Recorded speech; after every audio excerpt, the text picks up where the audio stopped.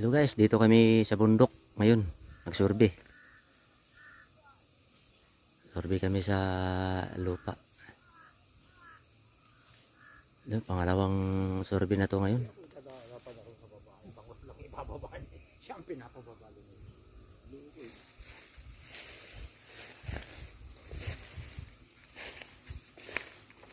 Kapag-urong ba nga ako, ibababalan niya 3 piraso lang.